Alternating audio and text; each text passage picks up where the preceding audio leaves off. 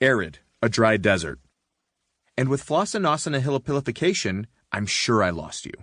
That cognitive reflex to imagine the word as an image shut down. Since the words were a random collection with no unifying relationship, they offered no contextual clues for the meaning of flossinosinahilipilification. You probably also didn't absorb the words that followed flossinosinahilipilification because your brain was tripped up by a word it couldn't understand. Now consider this. Imagine I took an old, beaten-up car to the auto body shop for an estimate. The mechanic came back to me and said, "Weston, the frame of the car has rust inside and out. The engine took 20 minutes to start. It's missing bolts on the sheet panels. Both axles are torqued, causing the alignment to be off. The torque converter is nearly broken down, so your transmission system is a few trips from being completely shot. At this rate, to get this car into any decent shape, it would cost more than it's worth. I'm afraid to say this car is a flossinosinahilipilification. It's just not worth fixing up." Someone in this situation would probably feel dejected to learn they could get nothing for an old beaten-up car. Now, do you know what flossinosinahilipilification means? You're probably arriving at a pretty accurate guess. Based on the context in which I use the word, you are able to gather that this word has something to do with value and worth, and it likely skews toward the side of having little value or worth. And you would be correct.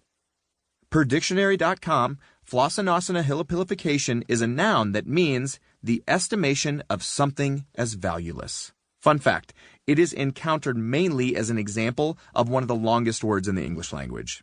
It's also encountered when I coach teachers about how to use blended instruction to teach vocabulary in a way that works. On that point, if I do a Google image search of old beaten-up car to provide you a visual to associate with flossinosinahilipilification, your odds of remembering the meaning of this word shoot up that much more. By now you know what the word flossinosinahilipilification means, and you are also likely to retain it. Pronouncing it might be another issue. This is because it was taught to you using the two most effective ways to learn vocabulary, context and picturing. Yet for some reason, some very mysterious, perplexing reason, this is not how we teach our students vocabulary. Instead, we give kids a list of words, often random and unrelated to each other, and ask them to find the definition in the dictionary and write it down. Then we hope they'll understand and remember it. We know that language gap is the main driver of the achievement gap between socioeconomic groups. A longitudinal study determined that by age 3, kids from wealthier families have a working vocabulary of 1,116 words. That number drops to 749 for kids from working-class families and slides all the way down to 525 for kids from families on welfare. Put another way, those kids from higher-class families know 367 words more than those from working-class families, and those kids from welfare families know less than half as many words as their upper-class counterparts. It's no wonder, then, that Hirsch has called growing students' vocabulary the key to upward mobility. Imagine how many flossinosinahilipilification moments students, especially those from middle and lower-class families, have every day in school. Now multiply that by 10 for our English language learners. Imagine what that means cumulatively for their ability to keep up with new concepts and ideas year after year. How did you feel when I sandwiched flossinosinahilipilification between arid and green? The confusion you felt, the desperate attempt to search for context clues, and how this impaired your focus on what followed happens to students all the time in school. Your flossinosinahilipilification is kids, chromosome, denominator, analogy.